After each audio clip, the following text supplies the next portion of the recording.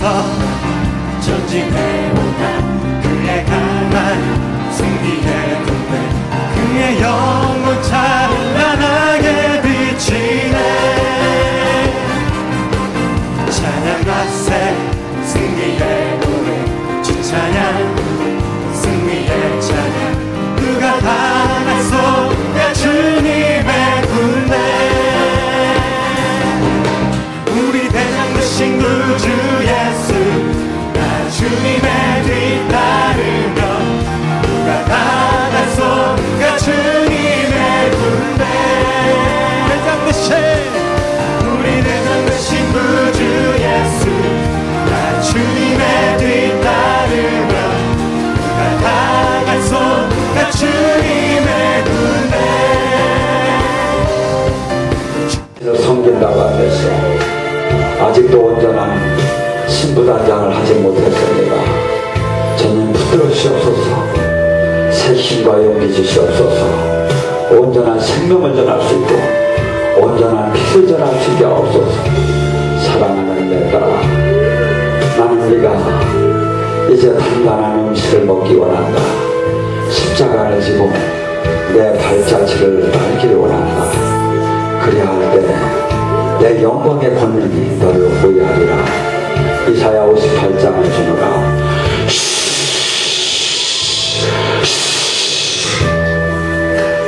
아버지 사랑합니다. 당신의 하나님의 은혜와 사랑을 알며도 늘 온전치에 서 있지 못합니다. 주님 불쌍히 여기시고 만나 주시옵소서. 지켜주시옵소서. 두렵고 떨립니다. 사랑하는 내 딸아, 내가 너와 함께하길 원하고 네가 생명하는 신앙으로 바뀌길 원한다. 딸아, 네가 반은 세상과 있고 반은 나와 함께하니까 나는 진투의 하나님이다. 온전히 모든 것을 나에게 돌려라. 그리할 때 내 생명이 나타날 것이고 내 의가 내 나라가 너를 통해서 나타나길 원하노라. 지금 온몸에 불이 들어간다. 불! 나의 하나님, 제가 아버지를 사랑합니다. 아버지 살아계심을 제가 이제 알았습니다. 아버지께서 저희 가정을 지키심을 제가 알았습니다. 아버지께서 저희 가정의 파멸에서 구원한 걸 제가 알았습니다. 이제 제가 아버지를 따르려 합니다. 이제 제가 아버지의 그 거룩한 부름을 제가 순종하려 합니다. 저를 지켜주시옵소서. 이 세상의 방법을 다 버리고 오직 당신의 방법을 제가 이제 따르겠습니다. 제 가정 불쌍히 여기시고 지켜주시옵고 특히 어머니에게 힘을 주시옵소서. 어머니를 볼 때마다 가슴이 묘입니다. 아버지 도와주시옵소서. 아버지 지켜주시옵소서. 지켜주시옵소서. 사랑하는 내 딸아, 내가 너를 사랑한다. 네가 온전히 확신을 갖지 않고 기도해도 나는 너와 함께하겠단다.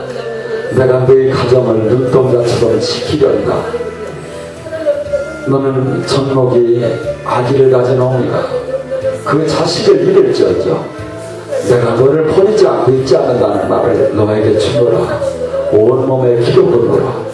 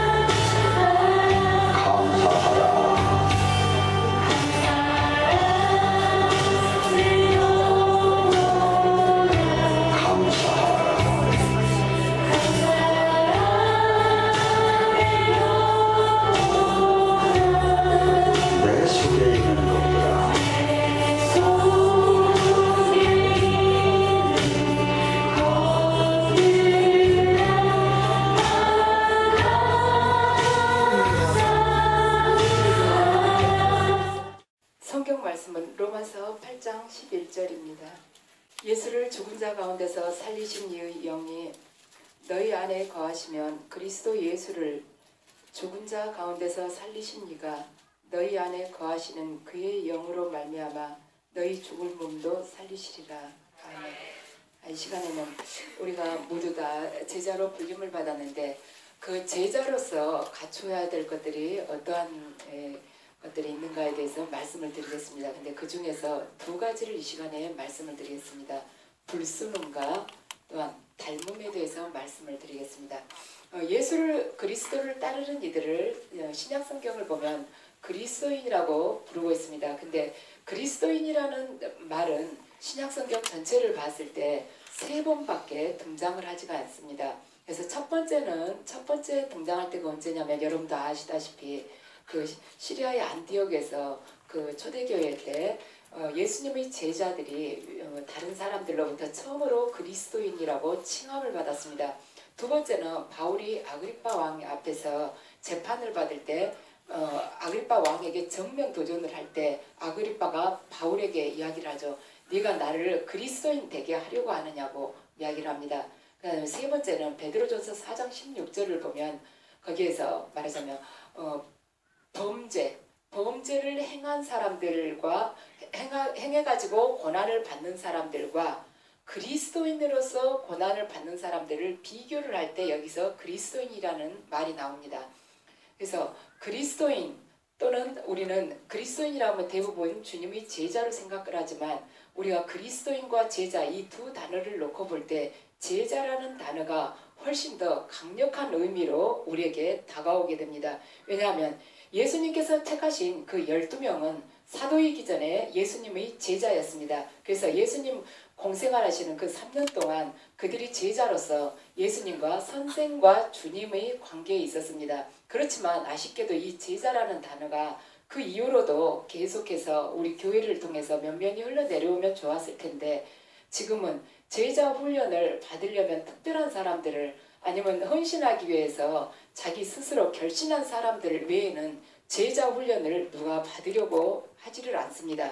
그렇지만 예수님께서는 씨 뿌린 자의 비유를 통해서 똑같은 씨가 서로 각각 다른 종류의 땅에 떨어졌을 때 그 결과가 어떻게 되는가를 비유로 말씀을 하십니다. 그래서 우리 이 심령의 이 텃밭이 무엇으로 이루어졌느냐에 따라서 열매가 맺히기도 하고 뿌리도 제대로 못 내리고 타버리는 경우도 있고 또한 다른 새가 와서 쪼아먹는 경우도 있고 그러니까 악마가 그 사람의 마음속에서 그 주님의 말씀이 뿌리를 내리고 싹이 터서 열매 맺기 전에 이미 빼앗아 가버린다는 것이죠. 그렇다는 것입니다. 그래서 똑같은 씨, 이 하나님의 말씀이 하나님의 주님의 영이 우리 안에 임한다 할지라도 우리의 이 심령이 밭이 우리 영혼이 어떤 상태에 따라에 대해서 다르다는 것이죠. 그렇지만 영혼의 이 심령이 옥토로 개간되기 위해서는 어떻게 돼야 되는가? 우리가 제자 훈련을 철저하게 받지 않고서는 이 세상의 이 세찬 혼탁한 이 조류 속에서 우리가 거슬러 가면서 이 깨끗한 영성을 간직을 할 수가 없습니다. 그래서 우리는 보통 살아가면서 선택적인 태도를 취하려고 합니다. 그러니까 철저한 제자도를 회피하는 것이죠. 적당한 헌신을 하기를 원하고 내가 할 만한 일을 골라서 취사 선택해서 거기서 내가 말하자면 내가 어느 정도 누릴 수 있는 그 봉사를 하려고 합니다. 하지만 우리가 복종해야 할 그 영역들에 있어서 우리가 취사 선택을 할 자유는 우리들 어느 누구에게는 또 없습니다. 예수님을 주님이라고 부르는 사람 어느 누구에게도 내가 선택할 자유는 전혀 없다는 것입니다. 왜냐하면 그분은 우리의 주님이시고 우리는 그분의 노예이기 때문입니다. 그렇다면 이 세상 속에서 우리가 지금 삼가야 될 것, 우리가 두려워하면서 항상 기도하면서 물리쳐야 될 것들이 무엇인가? 참 제자가 되기 위해서 우리가 세상의 어떠한 것들을 항상 우리 스스로가 그들을 배타적으로 생각하면서 지키려고 그 안에서 내 자신이 거룩하게 지키려고 노력을 해야겠는가? 첫 번째는 불순응입니다. 불순응. 교회는 세상에 대해서 이중적인 태도를 가지고 있습니다. 그러니까 우리들 자신이 세상 속에 살면서 이 세상 속에서 그리스도의 증인으로서 그 역할을 감당을 해야 되는 것이고, 또한 한편으로는 세상 속에 살기는 하되 우리가 세상에 오염되지는 않아야 할 것입니다. 그래서 이 두 가지 속에서 우리는 어떻게 보면은 꼭 그 중간 지도에 있는 것 같아요. 그래서 우리들을 이 자세로 보자면 우리들은 참 어떻게 보면은 나를 거룩하게 잘 지키기 위해서는 세상에서 도피해서 산으로 올라가면 좋겠지만 주님은 그것을 원치 않으십니다. 그러니까 주님께서는 세상에서 도피하면서 거룩하게 그 보존하려고, 거룩함을 보존하려고 하지도 말고 세상에 순응하면서 거룩함을 희생시키지도 말라고 말씀을 하십니다. 그래서 우리는 이 세상으로부터 도피한다는 이 도피주의와 세상에 순응하면서 우리 거룩함을 희생시키는 그 순행, 말하자면 순응주의, 그 두 가지 다 피해야 될 것입니다. 그분은 당신 백성들에게 뭐라고 말씀하시는가? 내가 거룩하니 너희들도 또한 거룩하라고 말씀을 하십니다. 근데 우리들 자신은 거룩함하고 아주 거리가 멀다고 스스로를 생각하면서 살아가고 있습니다. 근데 그렇다면 우리가 세상 속에서 불순응하면서 살아가야 되는데, 이 세상 속에서 세상이 우리를 향해서 도대체 삼키려고 하는 것이 뭐인가? 우리에게 칼을 들고 우리에게 쫓아오는 것은 아니지만 은근하게 이렇게 어둠의 세력들은 우리에게 이 생각하는 것이나 아니면 어떠한 시각적인 것을 통해서 아니면 어떠한 지식적인 것을 통해서 우리를 계속 잠식해 오고 있습니다. 근데 그것이 무엇인가? 이 시대에 첫 번째는 다원주의입니다. 다원주의 주장에 따르면 모든 어떠한 주의는 다 나름대로 타당성이 있고 일리가 있다는 것입니다. 그래서 그들이 생각했을 때는 기독교가 우리는 최종적이면서 유일하다고 생각하는데, 그들이 생각에는 이 말하자면 그리스도인들이 굉장히 오만하다고 생각을 하고 있습니다. 모든 게 다 나름대로 일리가 있고 결국에는 진리를 쫓아가는 거 아니냐. 근데 너희들은 왜 너희만이 유일하다고 하느냐 하고 그들이 우리들에게 공격을 해올 때 우리는 뭐라고 답을 해야 되겠는가? 들어보면은 다 비슷비슷하고 정말로 진리를 추구한 것 같단 말이에요. 그랬을 때 여러분들이 어떻게 답변하면 좋겠는가? 예수 그리스도께서 성육신한 것은 유일한 것이다. 말하자면 그분은 한 분이시면서 유일하신 신이면서 인간이신 분이셨다는 것. 두 번째는 그분만이 유일하게 우리를 위해서 속죄해 주신 분이시다. 말하자면 그분만이 이 세상의 죄를 위해서 죽으신 분이다. 세 번째는 처음에는 그분만이 유일하신 성육신하신 분이고, 그러니까 탄생을 뜻하는 것이죠. 두 번째는 삶 속에서 이 땅에서 살아가시면서 세상의 죄를 위해서 속죄의 양이 되신 분은 예수 그리스도 한 분뿐이시다는 것. 가장 마지막은 돌아가실 때 그분만이 부활하신 분이다. 이 지구 역사상 그분만이 유일하게 말하자면 죽음을 정복하신 분이시라는 것. 이렇게 답변하시면은 여러분이 부족함이 없을 것입니다. 그러므로 우리는 이렇게 말하자면 위인전 보면 나오죠. 위대한 나폴레옹, 또는 우리나라 같은 경우는 말하자면 위대한 광개토왕, 성웅 이순신, 이렇게 말을 우리들은 쉽게 할 수 있지만 예수님에게 위대한 예수라고는 아무도 말을 하지 않습니다. 왜냐하면 그분은 유일하시기 때문에, 그분은 다른 사람들과 객관적으로 비교해서 위대하신 분이 아니라 유일하신 분이고, 그분은 또한 경쟁자도 없고 후계자도 없는 신인, 오로지 한 분이신 하나님이시기 때문에 그분에게는 위대하다는 표현을 쓸 수가 없습니다. 그래서 다원주의자들은 이것도 좋고 저것도 좋고 이것도 진리고 이것도 선을 향해서 걸어가는 거 아니냐 하지만은 우리 크리스찬들이 그들과 절대로 하나가 될 수 없는 것, 그들을 받아들일 수 없는 것은 바로 이 세 가지 이유 때문입니다. 성육신하신 유일하신 분이다. 두 번째는 속죄의 양이 되신, 세상의 죄를 위해서 속죄의 양이 되신 유일하신 분이다. 세 번째는 그분께서 죽음을 정복하신 유일한 부활자이신 분이시다. 이렇게 생각하시면 되겠습니다. 두 번째는 이 세상 속에서 우리를 향해서 위협하고 있는 또 사상과 풍조가 무엇인가? 물질주의입니다. 물질주의는 단순하게 물질 세계를 인정하는 것을 지금 뜻한 것이 아닙니다. 물질주의는 영적인 삶이 말하자면 숨이 막힐 정도로 물질적인 것에 사로잡혀 있는 것을 보고 물질주의라고 하고 있습니다. 그래서 예수님은 보물을 땅에다 쌓아두지 말라고 하시면서 탐심을 경고했습니다. 그래서 사도 바울은 그 이렇게 써진 서신서를 보면 그러죠. 어떤 형편에서든지 자족하기를 배운 자기 경험을 이야기하면서 검소하고 관대하고 또한 자족하는 그 생활 방식을 익혀나가라고 사도 바울이 이야기하고 있습니다. 자, 디모데전서 6장 6절에서 8절을 보면 사도 바울이 자족하는 마음이 있으면 경건은 큰 이익이 되느니라. 우리가 세상에 아무것도 가지고 온 것이 없음에 또한 아무것도 가지고 가지 못하리라. 우리 세상에 아무것도 안 가지고 왔다는 거예요. 그러죠. 세상에 올 때 뭔가 손에다 반지라도 끼고 온 사람 있습니까? 없잖아요.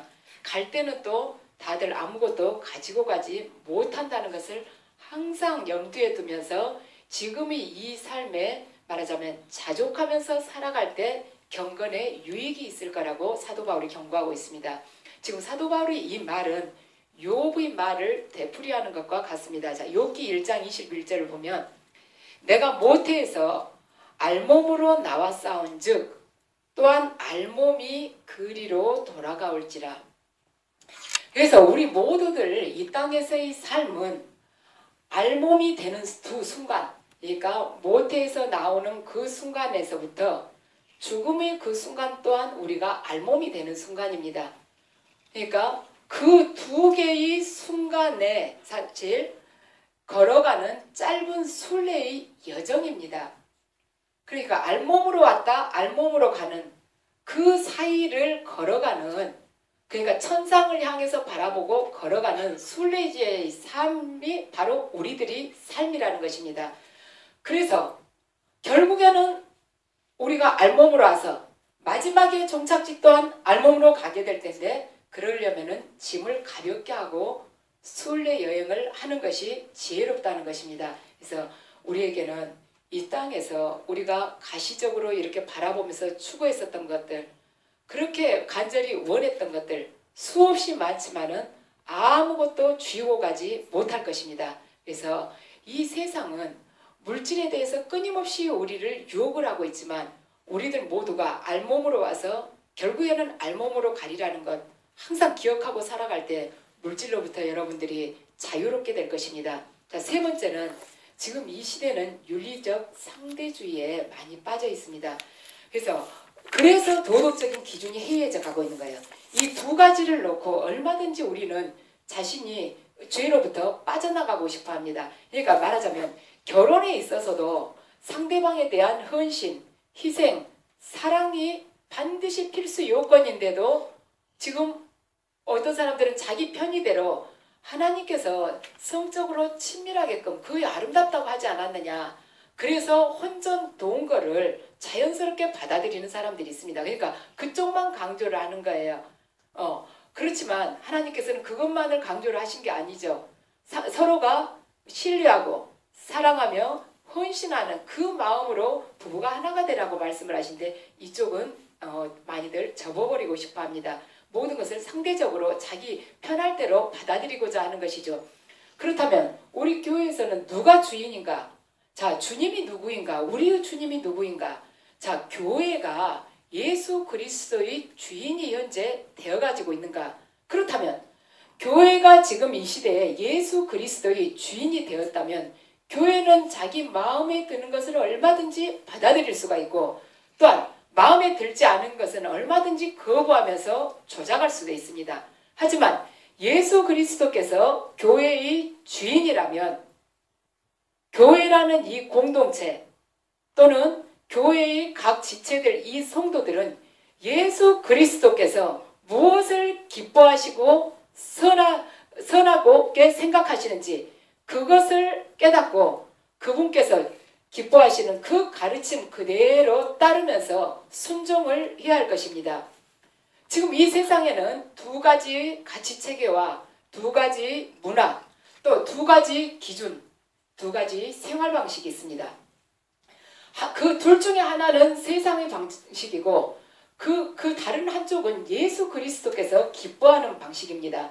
그래서 참 제자라면 이것을 설명하지 않아도 둘 중에 하나, 내가 가야 할 길이 무엇인가, 그리스도의 제자로서 가야 할 길이 이 둘 중에 무엇인가를 선택하는데 결코 어렵지 않을 것입니다. 또 세상에 우리가 순응하지 않아야 할 것이 무엇인가. 네 번째는 그러니까 나르시시즘입니다. 그거 아시죠? 이 연못에 어떤 그 남자애가 이렇게 들여다봤죠. 자기 얼굴이 너무 이렇게 아름답죠. 거기에 도취돼가지고 결국에 빠져 죽지 않습니까? 자기 도취라는 거예요. 이거 요즘 쉬운 말로 하자면 자아실현입니다. 그러니까 자아실현이 자신의 인생의 목표인 경우는 자기가 원하는 부의 축적이나 성공이나 성취나 안락함, 그것이 자기 인생의 유일한 목적일 수가 있습니다. 그런데 여러분들이 이 영으로 주님을 만나시고 이렇게 성령님의 세계로 이렇게 인도되시고서 이 안에서 제자 훈련을 이제 받고서 한 1, 2년 받고서 밖에 나가보시기 바랍니다. 그래서 예전에 만났던 친구들을 한번 만나보세요. 만나보시면 그때 굉장히 저 정도의 인격이면 참 요즘에 보기에 드물다. 저 정도면은 참 법 없어도 산다. 흠잡을 게 특별히 없다 하던 사람들이 이제는 하나님께서 보시는 그 눈으로 여러분들이 보실 수가 있습니다. 그래서 가만 그 사람 이야기를 들어보면 결국에는 자기가 잘 살고자 하고 자기 자식 출세하고자 하고 자기 가정이 말하자면 안락한 이 평화를 유지하고 싶어하는 게 그 사람 목적이에요. 이야기 처음부터 끝까지 가만 들어보면은 나를 희생해서 누구의 생명을 살리고자 하는 말은 하지 않습니다. 모든 목적이 자기 자신과 자기 가족을 향해서 있다는 것을 여러분들이 알게 될 것입니다. 결국에 그것은 말하자면 적극적으로 누구를 칼로 찔러 죽이지 않아서일 뿐이지 그것 또한 남을 죽이는 행위라 마찬가지입니다. 왜냐하면 현재 나에게 주어진 잠시 맡겨진 그 달란트를 가지고 다른 사람을 위해서 생명을 살리는 데 써야지 이걸 나 자신만이 호의호식하라고 주신 것이 아니거든요. 그래서 나 자신만, 나 가족만을 위해서, 내 가족만을 위해서 그걸 누리는 동안 다른 누군가는 나의 배품을 위해서 살 수 있는 그 누군가가 지금 이 시간에 죽어가고 있다고 생각할 때 그 자신이 살인자가 나 다름이 없다는 것입니다. 그래서 하나님께서는 이것을 악으로 보십니다. 왜냐하면 우리가 적극적으로 내가 헌신하면서 내가 희생하면서 내가 죽어가면서 남을 구하려 하지 않는 것은 모든 것이 악이기 때문입니다. 그래서 나만을 위해서 살아가는 것은 짐승도 살아갈 수 있습니다. 그것은 다 본능이에요. 그것을 자랑할 것이 전혀 못 됩니다. 그것을 말하자면 자기가 어떤 자기가 목표한 무언가를 실현했다고 남 앞에서 내세울 것도 하나도 없는 거예요. 자기만을 바라보고 있는데 무엇을 하지 못하겠습니까? 요즘 오래전부터 몇십 년 전부터 나왔죠. 뉴에이지 운동이라고요. 그래가지고 그게 이제 뭔가 자기 안을 들여다보라는 것입니다. 뉴에이지 운동은. 그래서 내 자신을 한번 탐구해보라. 그리고 내 문제를 해결할 수 있는 것은 내 안에가 있다는 거예요. 그러니까 달라이라마의 행복론도 그와 비슷한 것입니다. 젊은이들이 굉장히 열광을 하죠. 모든 신은 밖에 있는 것이 아니다. 네 안에 있다. 네 안에서 그걸 찾아내라. 행복도 네 안에가 있단다. 전부 자기를 들여다보게 하는 것입니다. 그래서 다른 곳에서는 구원자가 없다. 바로 네 속에가 구원자가 있단다. 그래서 인간이란 죄와 악으로 가득 차인 이 인간 안에서 무언가를 구원을 찾아보고 문제 해결법을 찾아보라는 것입니다. 이것이 지금 뉴에이지 운동의 핵심인데 하나님은 그것이 아니라는 것이죠. 너희들은 하나님의 티끌과 다름없는 것이고 결국 알몸으로 와서 알몸으로 가는 유한한 존재이다. 이 영원이신 하나님과 접목되지 않는다면 너희는 결코 생명을 얻지 못하리라고 말씀을 하십니다. 그래서 우리가 하나의 먼지에 흙에 불과한 우리가 영원한 그분과 접목되지 않고서는 우리는 이 땅에서 결국에는 소멸돼 버릴 것입니다. 결국에는 우리가 진토로밖에 될 수가 없을 것입니다. 그리스도인들은 이 세상 속에서 세차게 흘러가는 그 조류에 자칫하면 휩쓸려 떠내려가는 죽은 물고기와 같은 생활을 할 수도 있습니다. 또한 작은 바람, 우리 가정에 말하자면 밀려 들어오는 작은 그 바람, 환경의 흔들림, 말하자면 우리 가정의 어떠한 물질적인 균열, 자녀에 대한 어떠한 힘든 것들, 고통스러운 것들, 그것에 의해서 쉽게 흔들리는 갈대나 아니면 내가 어떤 공동체에 속해 있는데 그 공동체가 지향하는 것이 지금까지 나와 다른 거예요. 그렇다 해서 내가 거기에 합류돼서 그때마다 나의 정체성을 바꿔가는 카멜레온이 되어서는 안 될 것입니다. 하나님께서는 그저 우리들에게 소극적으로 우리 주위의 세상 풍조를 피해가라 이렇게 말씀하시지 않습니다. 너희들 지금 이 세상 풍조를 피해가라고 말씀하시지 않고 내가 거룩하니 너희도 또한 거룩하라고 말씀을 하십니다. 자, 그러면 그분처럼 거룩하게 닮아가기 위해서 우리가 어떻게 해야 될 것인가? 우리는 도저히 할 수가 없어요. 자, 하나님께서 당신께서 지어서 부르신 당신의 백성을 향한 목적이 무엇인가? 무엇 때문에 우리를 부르셨겠는가? 그것은 하나님이 자기 백성을 그리스도처럼 말하자면 되기를 바라기 때문에 우리를 부르신 것입니다.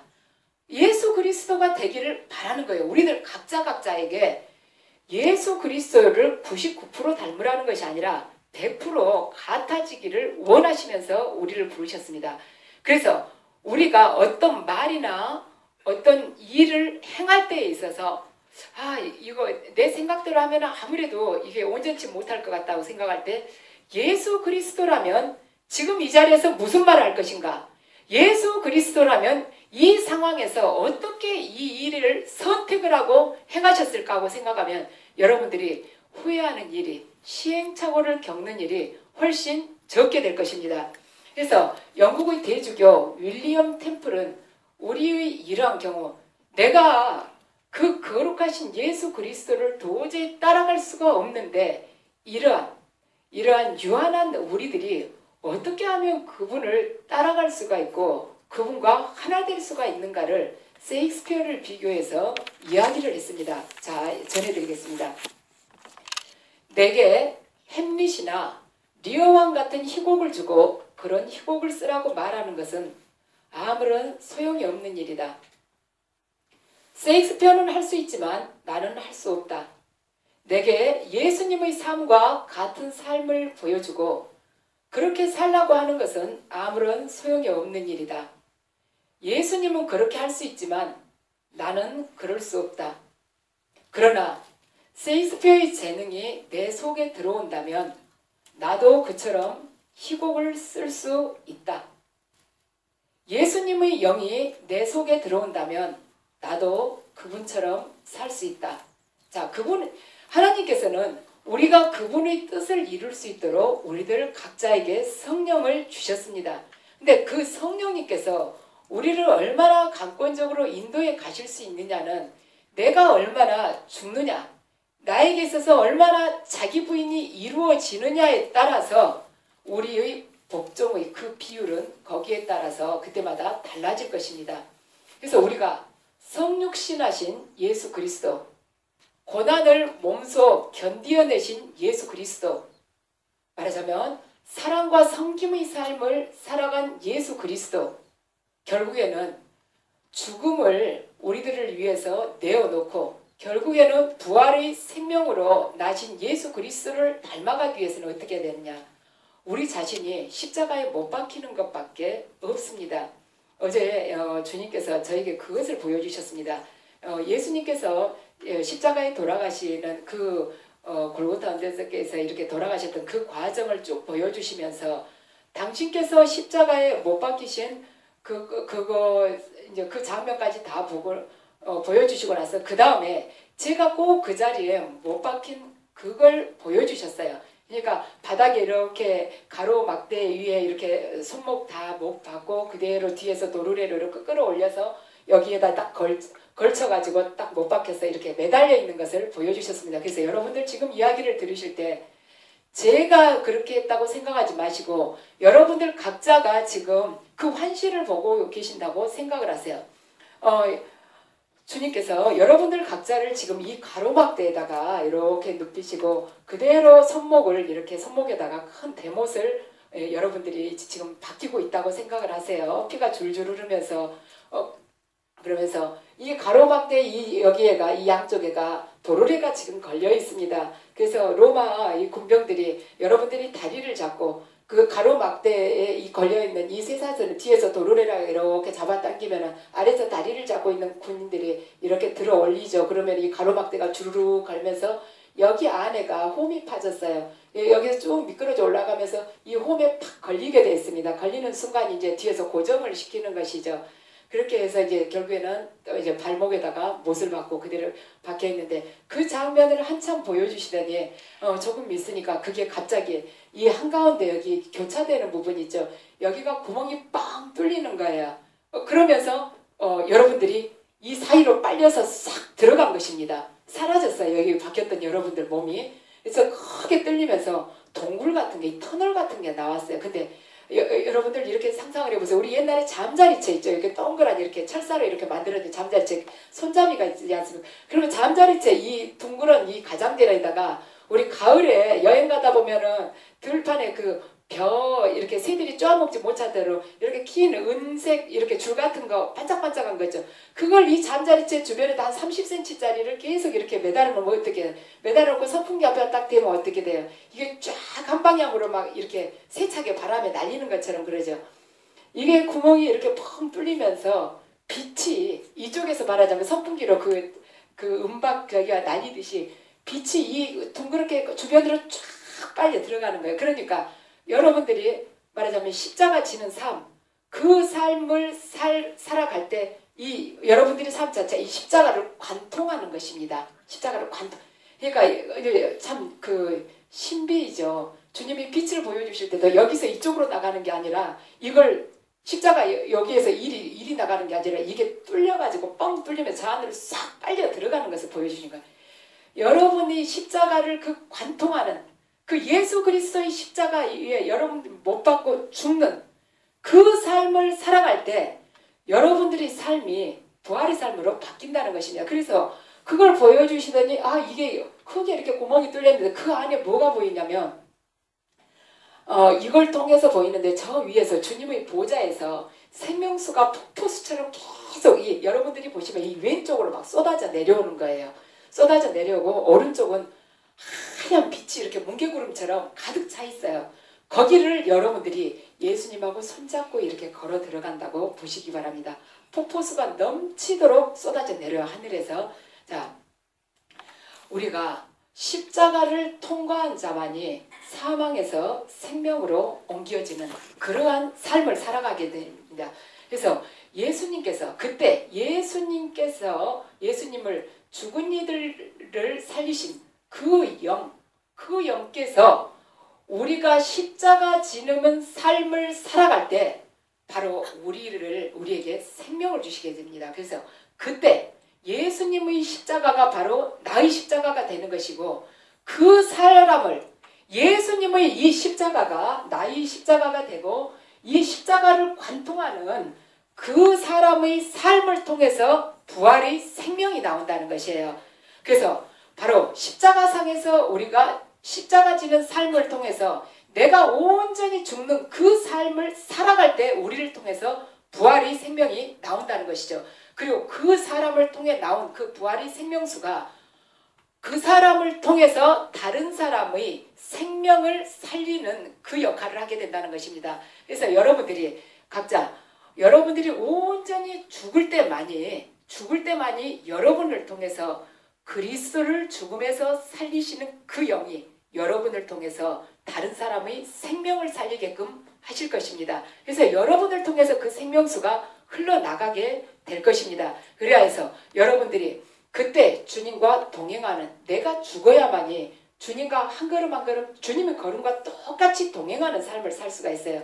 내가 단 1%라도 살아있으면은 주님이 정말로 최극단으로 최악의 상황에 끌고 가시려고 할 때 여러분들이 순종하지 않으실 것입니다. 근데 100% 십자가상에서 죽을 때 그걸 관통해서 주님의 빛 안으로 온전하게 들어가는 그 삶을 살아갈 때 여러분들이 문제 또한 해결이 될 것이며 또한 여러분들 안에 이 생수의 강이 흘러넘치게 되어서 그 생명을 통해서 다른 이들을 살리는 그 생명사역의 주인공이 여러분들이 되실 것입니다. 그래야 해서 여러분들 이 십자가라는 것은 죽음이고 희생입니다. 또한 수치스러움입니다. 많은 것을 잃을 수가 있습니다. 온전히 다 잃을 수도 있어요. 그렇지만 이 세상의 것을 모두 잃게 될 때 그분의 보화가 나를 채워주실 것입니다. 그래야 여러분 기쁜 마음으로 견디어내셔서 반드시 이 십자가를 관통하시어 여러분들이 생명사역의 그 주역이 되시기 바랍니다. 수고하셨습니다. 주께서 전진해오다 그의 강한 승리의 군대 그의 영혼 잘